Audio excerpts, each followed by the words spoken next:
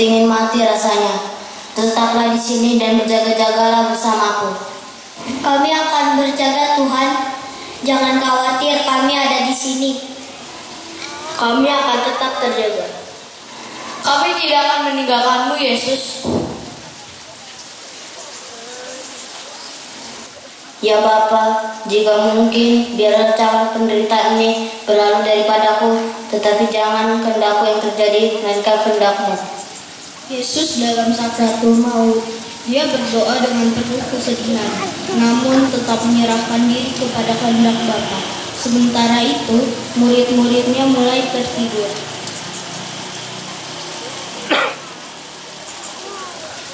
Petrus, Yohanes, Yakobus, tidaklah kamu sanggup berjaga 1 jam saja? Bangunlah dan berdoalah, supaya kamu tidak jatuh ke dalam cobaan. Maafkan kami, Yesus. Kami lelah, tapi kami akan berjaga sekarang. Kami benar-benar tidak akan tidur lagi. Bapa, jika penderitaan yang harus aku tanggung, maka terjadilah kehendak-Mu. Yesus kembali berdoa dengan penuh rasa sakit. Keringatnya seperti tetesan darah yang jatuh ke tanah. Meski begitu, murid-muridnya kembali tertidur.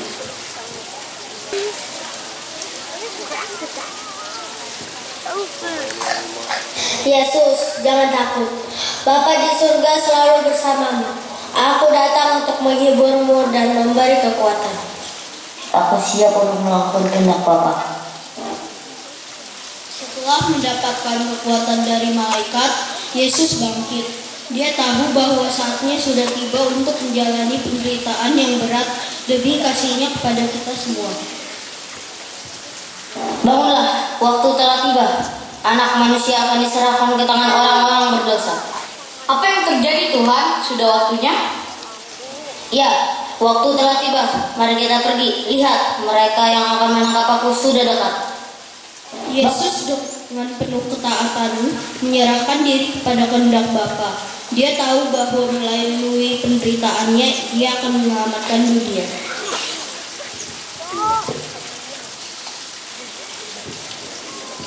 Peristiwa sedih yang kedua, Yesus didera.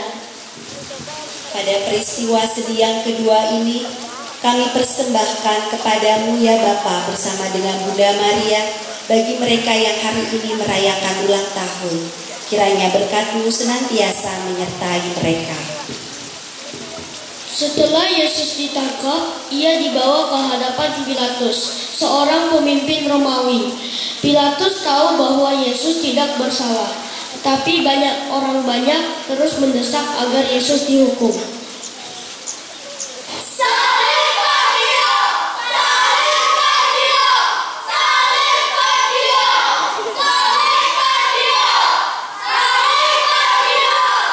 Tetapi aku tidak menemukan kesalahan pada orang ini.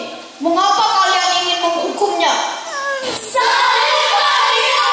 Salibkan dia! Salibkan dia! Salibkan dia! Salibkan dia! Pilatus ingin membebaskan Yesus, tetapi ia takut kepada orang banyak. Akhirnya, Pilatus menyerahkan Yesus kepada prajurit untuk dihukum berat. Sekarang kau akan dihukum. Siapkan diri, raja orang Yahudi. Apakah ini raja? Seorang raja yang lemah dan tidak berdaya. Yesus dalam kesakitan tetap diam. Ia tidak melawan. Ia menerima penderitaan itu dengan penuh kasih. Karena ia tahu bahwa melalui penderitaan ini, dia akan menyelamatkan dunia. Lihat raja kita. Apakah kau masih merasa sebagai raja sekarang? Hahaha, raja lemah.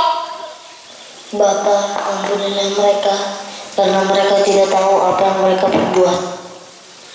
Yesus menderita bukan hanya karena cambuk, tapi juga karena melihat manusia yang dikasihinya, menolak kasihnya. Namun Yesus tetap setia pada tugasnya. Dia tahu bahwa semua ini harus terjadi demi keselamatan kita. Sudah cukup, bawa dia kembali ke Pilatus. Lihatlah, inilah dia. aku sudah menghukumnya, tetapi aku tidak menemukan kesalahan apapun padanya. Salibkan dia! Salibkan dia! Salibkan dia! Salibkan dia! Salibkan dia! Yesus menerima semua penderitaan ini dengan hati yang penuh kasih. Ia rela menjalani semuanya demi kita. Inilah bukti kasih Allah yang sangat besar bagi dunia. Peristiwa sedih yang ketiga, Yesus dimahkotai duri. Pada peristiwa yang ketiga ini kami persembahkan mohon rahmat kesembuhan bagi mereka yang saat ini sedang sakit baik di rumah maupun di rumah sakit. Kiranya Allah senantiasa memberikan rahmat kesabaran juga kesembuhan bagi mereka yang membutuhkan pertolongan. Setelah Yesus dicambuk, prajurit-prajurit Romawi membawanya kembali untuk dihina lebih lanjut. Mereka ingin mengejeknya sebagai raja orang Yahudi. Maka mereka memutuskan untuk membuat sebuah mahkota dari duri. Kau ini katanya seorang raja. Kalau begitu, seorang raja harus punya mahkota. Ya, mari kita buatkan mahkota untuk raja ini. Aku punya sesuatu yang istimewa untukku, raja, sebuah mahkota dari duri. Lihat, sekarang kau sudah punya mahkota, wahai raja orang Yahudi. Dan ini tongkat kerajaanmu. Apakah kau merasa lebih seperti raja sekarang? Hormat pada raja. Yesus diam saja. Dia tidak membalas ejekan atau hinaan mereka. Dia menanggung semuanya dengan sabar dan penuh kasih. Bahkan dalam penderitaan, Yesus tidak berhenti mengasihi mereka yang menyakitinya. Hei raja, apa kau tidak mau berbicara pada rakyatmu? Atau mungkin raja ini terlalu lemah untuk memimpin? Yesus tetap tenang. Meskipun dia dihina dan disakiti, dia tetap memilih untuk mengampuni mereka yang menyiksanya. Bapa, ampunilah mereka, sebab mereka tidak tahu apa yang mereka perbuat. Lihatlah sang raja yang diam seribu kata. Yesus dimahkotai dengan duri dan diejek sebagai seorang raja. Namun dalam penderitaan itu, dia tetap diam dan menerima semuanya dengan penuh kasih. Yesus tahu bahwa penderitaan ini harus dia tanggung demi kasihnya kepada seluruh umat manusia.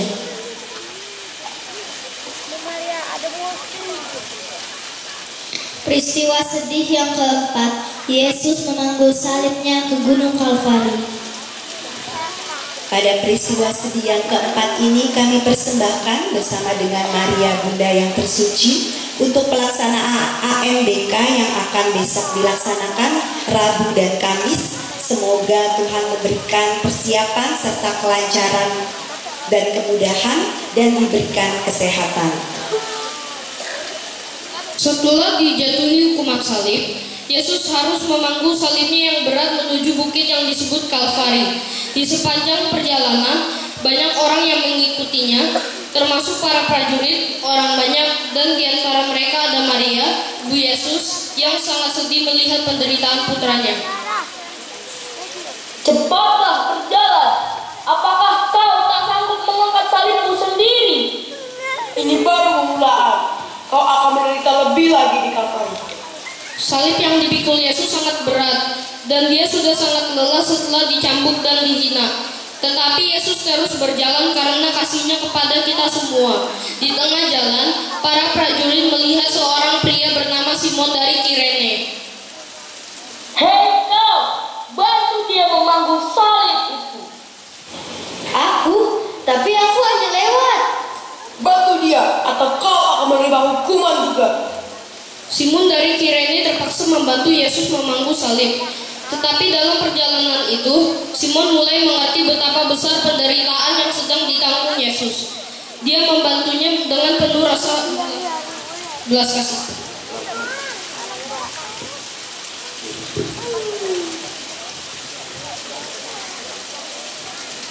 Yesus, anakku, bagaimana aku bisa melihatmu menderita seperti ini?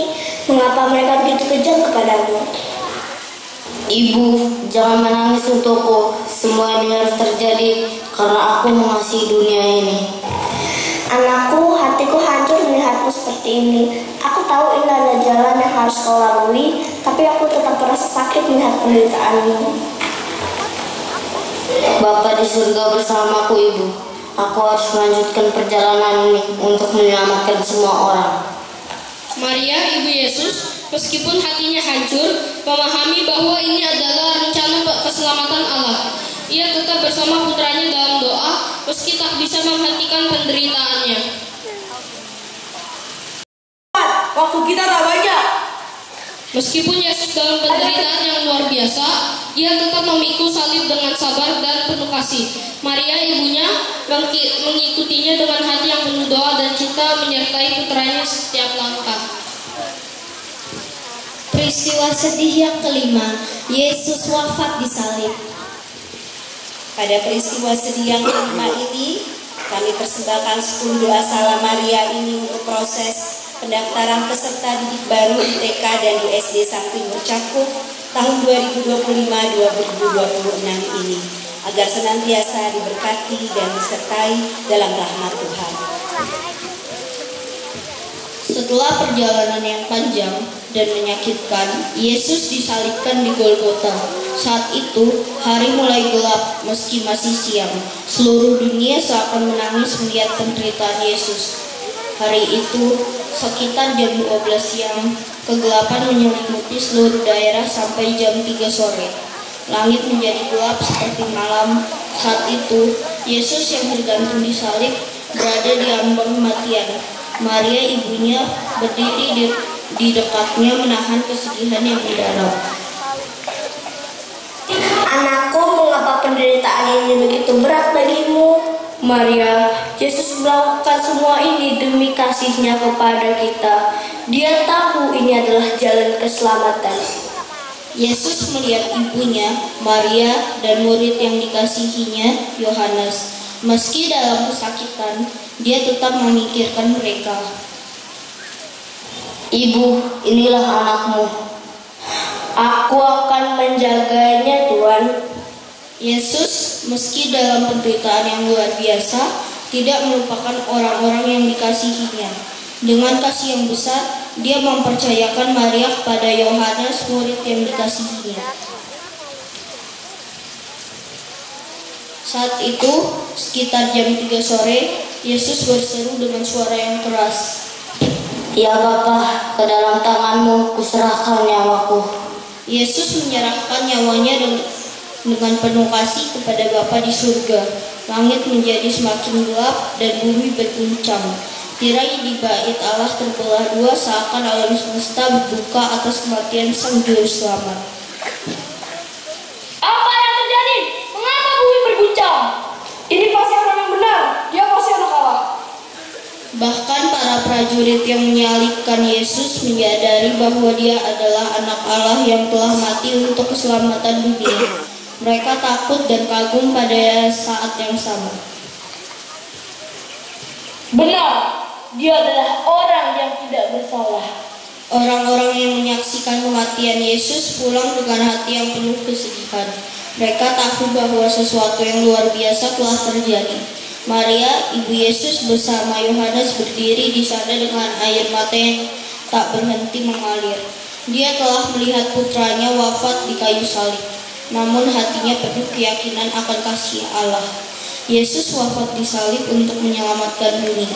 Dia menyerahkan hidupnya demi kasih yang tak terbatas agar kita semua menerima keselamatan dan kehidupan yang kekal.